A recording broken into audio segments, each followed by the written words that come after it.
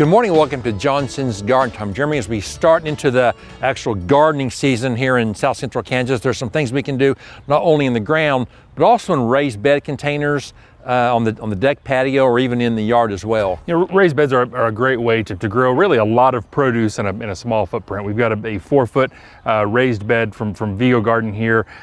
Great, you know, kind of portable or modular different options that people can have to bring that raised bed. But like I say, you can grow a lot of produce in a very small space. Okay, of course, the soil I think is the most important thing, or what the media that's in those containers is very, very important, whether it's in a small container, something like the Smart Pot, but also the larger containers too. You don't want just dirt or topsoil, you want good drainage in that. You know, we talk about when people are planting in the ground using our soil recipe, and that's amending the soil that is already there, but you know, the soil structure is incredibly deep. If we're going in a raised bed like this, we don't want to put just topsoil or dirt in these because they are going to compact and really not grow a great vegetable. So really what we put in these raised beds is very important. Okay, and I like to use a mixture of organics because you get a lot of different beneficial microbes which really do help the plants in there, but also the cottonwood compost, peat moss,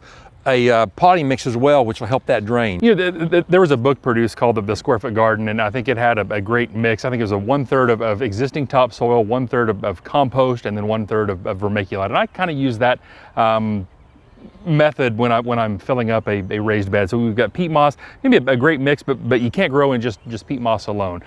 Adding the cottonwood compost is a great product to use. And then I also like to add different types of compost. We've got the cattle manure, chicken manure, both composted manures, going to get different species of microbes to help feed that soil. Of course, we also recommend people compost at home, so that's going to be also a good portion of that recipe or that media that goes in there, not 100%, but a good portion of it. You know, once we've got that raised bed mix kind of done, we are going to want to add some nutrition because there's not a lot of actual food for the plants in peat moss or the compost. And so the Gardener Special is going to be a great mineral-based fertilizer that people can use and kind of provide food for a long period, but also the humic. You know, this is something we use a lot on our turf areas, but also going to really provide a great impact with the organic matter in these compost products. All right, we'll come by to our stores and see what we've got in the way of raised bed planters, also plants, vegetables, herbs, flowers, so anything you need for that. So thanks a lot for watching, and we'll see you next time.